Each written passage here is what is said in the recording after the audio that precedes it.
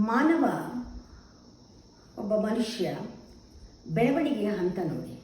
ಬಾಲ್ಯ, ಯೌವನ, ವೃದ್ಧಾಪ್ಯ, ಇದು ಫಿಸಿಕಲ್ ಮೆಚುರಿಟಿ, ಫಿಸಿಕಲ್ ಗ್ರೋತ್. ಇದಕ್ಕೆ ನಾವೇನೂ ಮಾಡಬೇಕಾಗಿಲ್ಲ. ಇದು ಎವಲ್ಯೂಷನ್. ಒಂದು ಹುಡುಗ ಒಂದು ಯುವಕನಾಗಕ್ಕೆ ಏನಾಗಬೇಕು? ಗಡ್ಡ ಮೀಸೆ ಬಂದರೆ ಯುವಕನಾಗ. ಇದು ನಮ್ಮ ಕೈನಲ್ಲಿ ಇಲ್ಲ. ಇದು ಆಗುತ್ತೆ.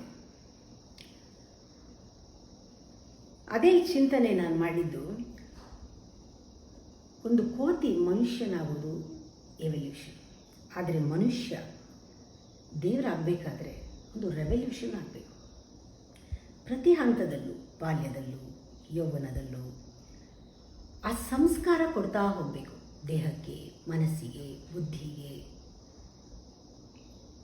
ಒಂದು ವಿಕಾಸ ಆಗಬೇಕು. ಮನಸ್ಸು, ಬುದ್ಧಿನಲ್ಲಿ ಪ್ರಜ್ಞೆ ಮೂಡಬೇಕು, ವಿವೇಕ ಬರಬೇಕು, ದೇಹ ಆರೋಗ್ಯ ಕಾಪಾಡ್ಕೋಬೇಕು. ಹೀಗೆ ಒಂದೊಂದು ಅವಸ್ಥೆನಲ್ಲೂ ನಾವು ಅದನ್ನು ಸಂಸ್ಕರಿಸಿದ್ರೆ ಅವನೊಬ್ಬ ಪರಿಪೂರ್ಣ ಮನುಷ್ಯನಾಗೋದಕ್ಕೆ ಸಾಧ್ಯ. ಇದು ಇನ್ನರ್ ಗ್ರೋತ್. ಇದು vertical inner growth. It depends on your decision ಅಷ್ಟೇ.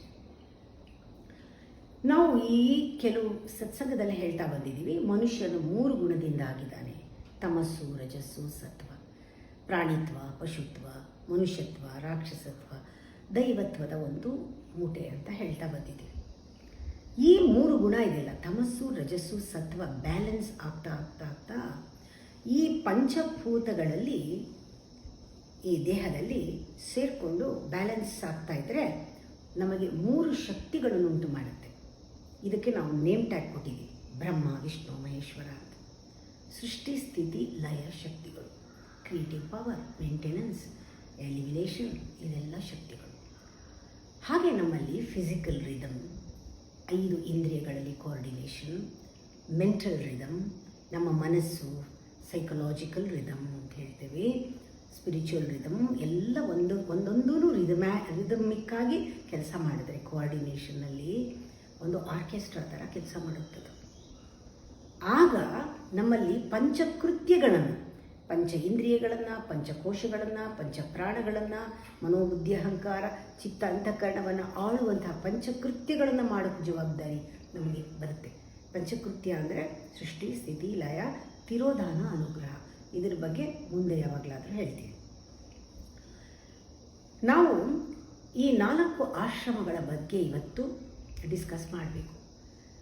ಯಾವುದು? ಮೊದಲನೇ ಆಶ್ರಮ ಬ್ರಹ್ಮಚರ್ಯ, ಆಮೇಲೆ ಗೃಹಸ್ಥಾಶ್ರಮ, ಆಮೇಲೆ ವಾನಪ್ರಸ್ಥಾಶ್ರಮ, ಸನ್ಯಾಸಾಶ್ರಮ.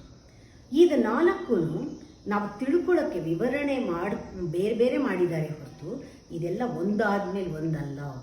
ಎಲ್ಲರೂ ತಿಳ್ಕೊಂಡಿದ್ದಾರೆ. ಕೊನೆಯಲ್ಲಿ ಸನ್ಯಾಸಕ್ಕೆ ಹೋಗಬೇಕು, ಮುಂಚೆ ಬ್ರಹ್ಮಚರ್ಯ.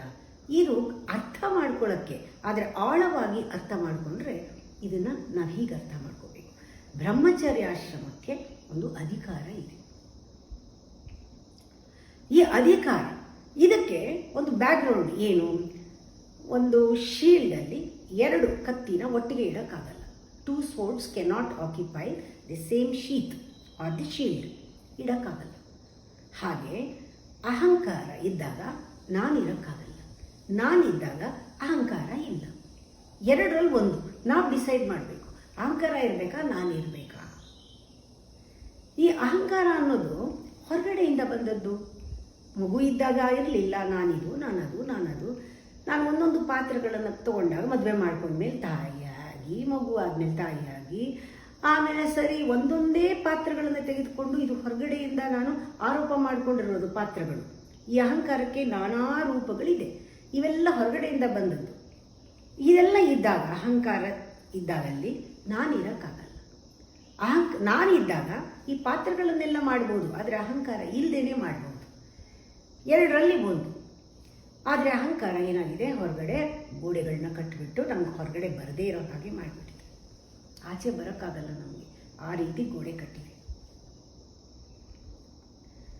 ಇದಕ್ಕೆ ನಾನು ಬರೋದು ಹೇಗೆ? ಏನಿಲ್ಲ, ಬೆಳಕು ಬಂದಂಗೆ ಬರಬೇಕಷ್ಟೇ.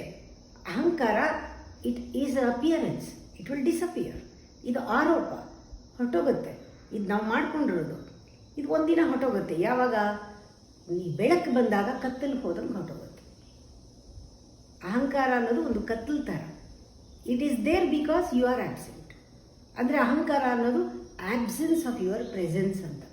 ನೀನು ಇಲ್ಲದೆ ಇರೋದ್ರಿಂದ ಅದಿದೆ, ನೀನಿದ್ರೆ ಅದಿರಲ್ಲ.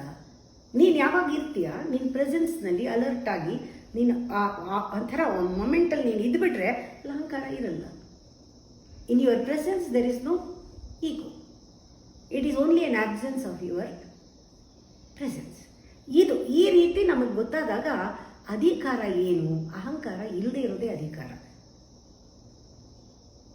ಈ ಬ್ರಹ್ಮಚರ್ಯ ಆಶ್ರಮಕ್ಕೆ, ಬ್ರಹ್ಮಚರ್ಯ ಆಶ್ರಮ ಅಂದರೆ ಬ್ರಹ್ಮ ಜ್ಞಾನ, ಬ್ರಾಹ್ಮಣ, ಈ ಬ್ರಹ್ಮವಿದ್ಯೆ, ಇವೆಲ್ಲವೂ ಕೂಡ ಬ್ರಹ್ಮಜ್ಞಾನ, ಇದಕ್ಕೆಲ್ಲ ಕೂಡ ಅಹಂಕಾರ ಶೋಭಿಸೋದಿಲ್ಲ. ಅಹಂಕಾರ ಇರ್ಕೂಡ್ದದು, ಅಹಂಕಾರ ಇಲ್ಲ. ಅದರಿಂದ ಏನು ಮಾಡ್ತಿದ್ರು ಹಿಂದಿನ ಕಾಲದಲ್ಲಿ, ಅಹಂಕಾರ ಕಾಲಿಡಕ್ಕೆ ಮುಂಚೆ ಮಕ್ಕಳನ್ನ ಗುರುಕುಲಕ್ಕೆ ಸೇರಿಸ್ತಾ ಇದ್ರು. ಆ ಗುರುಕುಲದಲ್ಲಿ ಆ ಗುರು ಜೊತೆ ಇದ್ದು ಜೀವನ ಕಲಿತಿದ್ರು. ರಾಮ ಇರ್ಬೋದು, ಲಕ್ಷ್ಮಣ ಇರ್ಬೋದು. ಕಾಡು ಹೋಗಿ ಕಲ್ತಿದ್ದೇನು? ಜೀವನ ಕಲ್ತಿದ್ದು. ಅಲ್ಲಿ ಸೇವೆ ಮಾಡ್ತಾ ಶರಣಾಗತಿ, ಒಂದು ದಯೆ, ಕರುಣೆ, ಶ್ರದ್ಧೆ, ಧನ್ಯತೆ ಇದೆಲ್ಲ ಕಲ್ತ್ಕೊಂಡ್ರು. ಅಹಂಕಾರ ಯಾವಾಗ ಅದನ್ನು ಅಹಂಕಾರ ಬರದೇ ಇರೋ ಹಾಗೆ ಮುಂಚೆನೇ ಆ ಟ್ರೈನಿಂಗ್ ಕೊಟ್ಬಿಟ್ಟಾಗ ಬ್ರಹ್ಮಚರ್ಯ ಆಶ್ರಮಕ್ಕೆ ರೆಡಿ ಆಯಿತು. ಆವಾಗ ಅರ್ಥ ಆಗುತ್ತೆ ನಿಮಗೆ ಉಪನಯನ ಅಂದರೆ ಏನು, ಬ್ರಹ್ಮೋಪದೇಶ ಅಂದರೆ ಏನು, ಮೂರನೇ ಕಣ್ಣು ತೆಗೆಯೋದು ಅಂದರೆ ಏನು, ಧೀ ಪ್ರಚೋದನೆ ಅಂದ್ರೇನು, ವಿವೇಕ ಜಾಗೃತಿ ಮಾಡೋದು ಅಂದ್ರೇನು, ಆ ಬುದ್ಧಿಯನ್ನು ಯಾವ ರೀತಿ ಶೋಧಿಸೋದು, ಎನರ್ಜಿನ ಯಾವ ರೀತಿ ಮೇಲ್ಮುಖವಾಗಿ ಕಳಿಸೋದು, ಈ ಬಯೋ ಎನರ್ಜಿನ, ಇದೆಲ್ಲ ಅರ್ಥ ಆಗುತ್ತೆ ಆಮೇಲೆ ಬ್ರಹ್ಮಚರ್ಯ ಆದಮೇಲೆ. ಬ್ರಹ್ಮಚರ್ಯ ಅಂದಾಗ ಅದಾದಮೇಲೆ ಗೃಹಸ್ಥ ಅಂತಲ್ಲ. ಈ ಬ್ರಹ್ಮಚರ್ಯದಲ್ಲಿ ಏನೇನು ಕಲ್ತಿದ್ದಾನೆ ಅದು ಕಂಟಿನ್ಯೂ ಆಗುತ್ತೆ ಗೃಹಸ್ಥಾಶ್ರಮದಲ್ಲೂ ಕೂಡ. ಅವನು ಬ್ರಹ್ಮಜ್ಞಾನದಲ್ಲೇ ಇರಬೇಕು. ಕರ್ಮಯೋಗ, ರಾಜಯೋಗ, ಭಕ್ತಿಯೋಗ ಎಲ್ಲವನ್ನು ಪಾಲಿಸ್ಬೇಕು. ಅವನು ತಾನು ಯಾರು ಅಂತ ತಿಳ್ಕೋಬೇಕು. ಆ ರಿಮೈಂಡರ್ ಯಾವಾಗಲೂ ಇರಬೇಕು. ಭಕ್ತಿಯನ್ನು ಚಾನಲ್ ಮಾಡಬೇಕು. ಅವನು ಭಕ್ತಿಯೋಗದಲ್ಲಿ ತನ್ನ ಎನರ್ಜಿನ ಚಾನಲ್ ಮಾಡಬೇಕು, ಎಮೋಷನ್ನ ಚಾನಲ್ ಮಾಡಬೇಕು. ಕರ್ಮಯೋಗದಲ್ಲಿ ಡೈನಮಿಕ್ ಎಕ್ಸ್ಪ್ರೆಷನ್ ಇರಬೇಕು ಅವನು. ರಾಜಯೋಗದಲ್ಲಿ ಬುದ್ಧಿಯನ್ನು ಅವನು ಕಂಟ್ರೋಲ್ನಲ್ಲಿ ಇಟ್ಕೋಬೇಕು. ಗೃಹಸ್ಥನಾಗಿದ್ದಾಗ ಆ ಅಹಂಕಾರ ಇಲ್ಲದೆ ಇರೋದೇನೆ ಇಲ್ಲೂ ಲಕ್ಷಣ.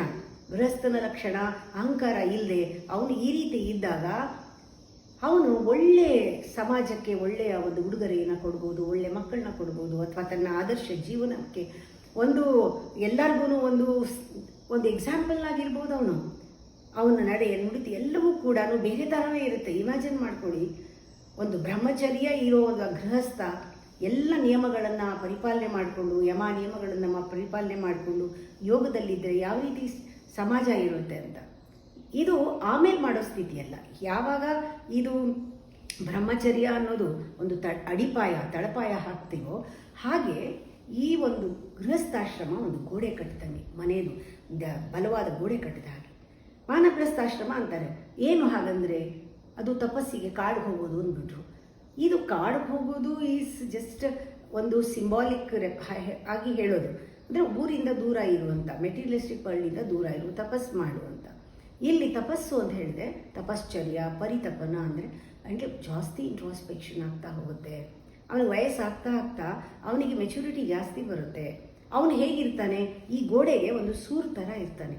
ವಾನಪ್ರಸ್ಥಾಶ್ರಮ ಒಂದು ಸೂರು ಕಟ್ಟಿದಂಗೆ. ಅಂದರೆ ಪ್ರತಿಯೊಂದು ಹಂತದಲ್ಲೂ ನಾವು ನಮ್ಮನ್ನೇ ರೂಪಿಸ್ಕೊಳ್ತಾ ಇದ್ದೀವಿ. ಒಂದೊಂದು ಹಂತದಲ್ಲೂ ತಳಪಾಯ ಹಾಕಿದ್ವಿ, ಗೋಡೆ ಕಟ್ಟಿದ್ವಿ, ಸೂರು ಹಾಕಿದ್ವಿ. ಅದು ಸೋವೃತ್ತಿ ಹುದು ಮನೆಯ ಮಾಳಿಗೆ ಅಜ್ಞಾನದಿಂದ ಅಂತ. ಆ ಥರ ಅಜ್ಞಾನ ಇಲ್ಲದೆ ಇದ್ದಾಗ ಆಶ್ರಯ ಆಗ್ತೀವಿ ನಾವು. ಸನ್ಯಾಸ ಅನ್ನೋದು ಎಲ್ಲ ಆದ್ಮೇಲೆ ಬಿಟ್ಟು ಓಡಿ ಹೋಗೋದಲ್ಲ. ಸನ್ಯಾಸ ಈಸ್ ಎ ರಿಸಲ್ಟ್, ಕಾನ್ಸಿಕ್ವೆನ್ಸ್. ಸನ್ಯಾಸ ಅನ್ನೋದು, ಆ ವೈರಾಗ್ಯ ಅನ್ನೋದು ಇದರ ಎಲ್ಲ ಫಲಿತಾಂಶವಾಗಿ ಬರುತ್ತೆ ಯಾವಾಗಲೂ ಕೂಡ. ಈ ಅಹಂಕಾರ ಯಾವುದು ಈಗೋ ಅಂತಿದೆ ಅದು ಬಹಳ ಸೂಪರ್ಫಿಷಿಯಲ್. ಜ್ಞಾಪಕ ಇಟ್ಕೊಳ್ಳಿ. It cannot go deep and it cannot give you the beautiful experience. ನಿಮ್ಮ ಒಳಗಡೆ ಇರುವಂತಹ ಶಾಂತಿ, ನೆಮ್ಮದಿ, ಸುಖ ಇದೆಲ್ಲ ಈಗೋಗೆ ಕೊಡೋಕ್ಕಾಗಲ್ಲ. ಆತ್ಮದ ಗುಣಗಳು ಯಾವುದೂ ಈಗೋ ಕೊಡೋಕ್ಕಾಗಲ್ಲ. ಅದು ಸೂಪರ್ಫಿಷಿಯಲ್ ಆಗಿ ಮೇಲ್ಗಡೆ ಇದೆ, ಇದು ಒಳಗಡೆ ಹೋಗೋಕ್ಕಾಗಲ್ಲ. ನಮಗೆ ಈ ಆಶ್ರಮಗಳನ್ನೆಲ್ಲ ನಿಜವಾದ ಆಶ್ರಮದಲ್ಲಿ ಹೇಗಿರಬೇಕು ಹಾಗೆ ಪರಿಪಾಲನೆ ಮಾಡಿಕೊಂಡು ಬಂದರೆ, ಯಮ ನಿಯಮಗಳು ಎಲ್ಲ ಮಾಡ್ಕೊಂಡು ಬಂದರೆ ನಮಗೆ ಗೊತ್ತಾಗತ್ತೆ ಈ ಒಂದು ಪರಿತಾಪ, ಪಶ್ಚಾತ್ತಾಪ ಅಥವಾ ಈ ಒಂದು ತಪಸ್ಸು ತಪಶ್ಚರ್ಯ ನಡೀತಾ ಇದ್ದಾಗ ನಮಗೆ ಗೊತ್ತಾಗುತ್ತೆ. ಇಲ್ಲಿ ನಾವು ಮಾಡ್ತಾ ಇರೋದು ಡೂಯಿಂಗ್, ಫೀಲಿಂಗ್ ಮತ್ತು ಥಿಂಕಿಂಗ್, ಇದೆಲ್ಲದಕ್ಕೂ ಒಂದು ವಾಚಿಂಗ್ ಇರುತ್ತೆ. ನಾವು ವಿಟ್ನೆಸ್ನಲ್ಲಿ ಇದನ್ನು ನೋಡ್ತಾ ಇರ್ತೀವಿ ಕಾನ್ಸ್ಟೆಂಟಾಗಿ. When you watch what you do, what you feel, what you think, watch watch watch, ಆಗ ನಮ್ಮ ಮನಸ್ಸು ನಮ್ಮ ಕಡೆಗೆ ಎಳ್ಕೋಬೋದು, ಅಂದರೆ ಒಳಮುಖವಾಗಿ ಎಳ್ಕೋಬೋದು. ಅದು ಅಹಂಕಾರನ ರಕ್ಷಣೆ ಮಾಡೋಕ್ಕೆ ಹೋಗೋದಿಲ್ಲ. ಇದನ್ನು ಸೀಸಿಂಗ್ ಅಂತ ಹೇಳ್ತಾರೆ. ಮನಸ್ಸನ್ನು ಸೀಸ್ ಮಾಡೋದು, ನಮ್ಮ ಕಡೆ ಹೇಳ್ಕೊಳ್ಳೋದು. ಜಾಸ್ತಿ ಪ್ರಫೌಂಡಾಗಿ ಡೀಪಾಗಿ ವಾಚ್ ಮಾಡ್ತಾ ಇದ್ದರೆ ಅಲ್ಲಿ there is less to watch. Watch ಮಾಡೋಕ್ಕೆ ಏನಿರಲ್ಲ, ಮೈಂಡು ಕಾಮ್ ಆಗುತ್ತೆ, ನಿಮ್ಮ ಕಡೆ ಎಳೆಯೋದು. ಇಷ್ಟೆಲ್ಲ ಆದಾಗ ಅಹಂಕಾರಕ್ಕೆ ಅಷ್ಟೊಂದು ಶಕ್ತಿ ಕೊಡಲ್ಲ ನಾವು. ಇದು ನಮ್ಮಲ್ಲಿ ಇಂಟ್ರಾಸ್ಪೆಕ್ಷನ್ ಆದಾಗ ಇದು ನಡೀತಾ ಇರುತ್ತೆ. ಇದು ಯೂಶಲಿ ನಡೆಯೋದು ನಾವು ವಾನಪ್ರಸ್ಥಾಶ್ರಮ ಅಂತೀವಲ್ಲ, ಅಲ್ಲಿ ಹೆಚ್ಚು ನಮಗೆ ಮೆಚುರಿಟಿ ಬರುತ್ತೆ. ಇಷ್ಟಾದರೂ ಕೂಡ ಅಹಂಕಾರ ನಮಗೆ ಹೋಗಿಲ್ಲ. ಈಗ ಹೋದೆಯ ರಾಕ್ಷಸಿ ಬಂದೆ ಗವಾಕ್ಷಿ ಅಂತ ಎಲ್ಲೋ ಜಾಗ ಹುಡ್ಕೊಂಡು ಬರುತ್ತೆ, ನಮ್ಮನ್ನು ಬಿಡಲ್ಲ. ಅದರ ಸುತ್ತ ಓಡಾಡೋ ಹಂಗೆ ಮಾಡುತ್ತೆ. ಅದಕ್ಕಂಥ ಟ್ಯಾಲೆಂಟ್ ಇದೆ. ಮಾಯಾವಿಗಳು ಹೇಗೆ ತಪಸ್ ಮಾಡ್ತಿದ್ದೆ ಹಿಂದಿನ ಕಾಲದಲ್ಲಿ ಕಥೆಗಳಲ್ಲಿ ಬರುತ್ತಲ್ಲ, ಋಷಿ ತಪಸ್ ಮಾಡ್ತಿದ್ದೆ, ರಂಬೆ ಋಷಿಯವರು ಬಂದರು ಅದನ್ನು ತಪಸ್ ಭಂಗ ಮಾಡಿದ್ರು ಅಂತ. ಹಾಗೆ ನಮ್ಮ ಅಹಂಕಾರದ ನಾನಾ ರೂಪಗಳೆಲ್ಲ ಬಂದು ನಮ್ಮನ್ನು ಡಿಸ್ಟರ್ಬ್ ಮಾಡುತ್ತೆ. ಅಂದರೆ ಅಹಂಕಾರ ಸರಿ ಇವಾಗ ನಿನಗೆ ಹೆಂಗೆ ಬೇಕೋ ನಾನು ಹಂಗಿರ್ತೀನಿ ಅಂತ ಅಹಂಕಾರ ನಮ್ಮನ್ನು ಮೆತ್ತಿಗೆ ಒಲಿಸ್ಕೊಳ್ಳೋಕೆ ನೋಡುತ್ತೆ. ಆವಾಗ ನಾವು ಐಡೆಂಟಿಫೈ ಮಾಡ್ಕೊಳ್ತೀವಿ, ನಾನು ಬ್ರಹ್ಮಚಾರಿ, ನಾನು ಸನ್ಯಾಸಿ, ನಾನು ಗೃಹಸ್ಥ ಅಂತ. ಅಲ್ಲಿ ಅಹಂಕಾರ ಬರುತ್ತೆ. ಎಲ್ಲಿ ಐಡೆಂಟಿಫೈ ಮಾಡ್ಕೊಂಡ್ಬಿಡ್ತೀವೋ ಆಗ ನಾವು ನಾಟಕ ಮಾಡೋಕ್ಕೆ ಶುರು ಮಾಡ್ತೀವಿ. ಆಗ ನಾವು ಇನ್ನು ಸತ್ಯಕ್ಕೆ ತಲೆ ಮೇಲೆ ಹೊಡೆದಂಗೆ ಬ್ರಹ್ಮಚರ್ಯ ನಾಟಕ, ವೇಷಭೂಷಣ, ಮಾತು, ಕತೆ, ನಡೆ, ನುಡಿ ಎಲ್ಲವೂ ಕೂಡ ಎಲ್ಲ ತೋರಿಕೆ ಸ್ಟಾರ್ಟ್ ಆಗುತ್ತೆ. ಇದನ್ನು ವೇದ ಹೇಳ್ಕೊಟ್ಟಿಲ್ಲ. ವೇದ ಹೇಳ್ಕೊಟ್ಟಿದ್ದು ನೀನು ಒಳಗಡೆಯಿಂದ ಆ ರೀತಿ ಬಿಡುಗಡೆಯಲ್ಲಿ ಇರು ಅಂತ ಹೇಳ್ಕೊಟ್ಟಿದ್ದು. ಈ ನಾಟಕ ಪ್ರಾರಂಭ ಆಗಬಾರ್ದು, ನಮ್ಮನ್ನು ನಾವು ಚೀಟ್ ಮಾಡ್ಕೊಳ್ಬಾರ್ದು. ಅದಕ್ಕೆ ಸನ್ಯಾಸ ಅಂತ ಯಾವಾಗಲೂ ಹೇಳೋದು ನಾನು, ಇದು ರಿಸಲ್ಟ್, ಇದು ಕಾನ್ಸಿಕ್ವೆನ್ಸ್ ಅಂತ ಹೇಳ್ತಾ ಇದ್ದೀನಿ. ಇದು ರಿನೌನ್ಸಿಯೇಷನ್ ಅಲ್ಲ. ಯಾವತ್ತೂ ಸನ್ಯಾಸ ರಿನೌನ್ಸಿಯೇಷನ್ ಅಲ್ಲ. ಇದು ಒಂಥರ ಆನಂದದ, ಸಚ್ಚಿದಾನಂದದ ಲೋಕಕ್ಕೆ ಹೋಗುವ ಪ್ರಯಾಣ ಅಂತ ಹೇಳ್ತೀನಿ. ಯಾವಾಗಲೂ ನಂಗೆ ಸನ್ಯಾಸ ಪದ ಬಂದಾಗೆಲ್ಲ ಕೃಷ್ಣ ಸನ್ಯಾಸ ಜ್ಞಾಪಿಸ್ಕೊಳ್ತೀನಿ. ಈ ಕೃಷ್ಣ ಸನ್ಯಾಸದಲ್ಲಿ ಪಾಸಿಟಿವ್ ಅಟ್ಯಾಚ್ಮೆಂಟ್, ಇಡೀ ವಿಶ್ವವನ್ನು ತನ್ನದಾಗಿ ಮಾಡಿಕೊಂಡ. ಯಾವುದನ್ನು ಕೃಷ್ಣ ಬಿಡಲಿಲ್ಲ, ಎಲ್ಲವನ್ನೂ ಕೂಡ ಒಪ್ಕೊಂಡು ನಡೆದ. ಎಲ್ಲೂ ದ್ವಂದ್ವ ಅದ್ವೈತ ಇಲ್ಲ ಅವನಿಗೆ, ಎಲ್ಲಕ್ಕೂ ಮೀರಿ ಇದ್ದ ಅವನು. ಈ ಪ್ರಿನ್ಸಿಪಲ್ಸ್ ಎಲ್ಲ ನೋಡಬೇಕು ಕೃಷ್ಣ ಅಂದಾಗ. ಆ ಸನ್ಯಾಸವೇ ನಿಜವಾದ ಟ್ರೆಷರ್ ಮಾಡುವಂಥ ಸನ್ಯಾಸ, ಎಂಜಾಯ್ ಮಾಡುವಂಥ ಸನ್ಯಾಸ. The sannyasa should be enjoyed and treasured. ಇದಷ್ಟು ಪ್ರೆಷಿಯಸ್ ಯಾವುದೂ ಇಲ್ಲ. ನಾವು ಆ ಸನ್ಯಾಸನ ಆ ರೀತಿ ನೋಡ್ಬೇಕು. It's total ultimate freedom. ಸನ್ಯಾಸದಲ್ಲಿ ಯಾವ ಕಂಡೀಷನ್ನೂ ಇಲ್ಲ. ಫ್ರೀಡಮ್ ಯಾವುದು? Freedom rooted in your intelligence as wisdom ಅಂತ ಹೇಳ್ತೀವಿ. ಅದು ವಿವೇಕ.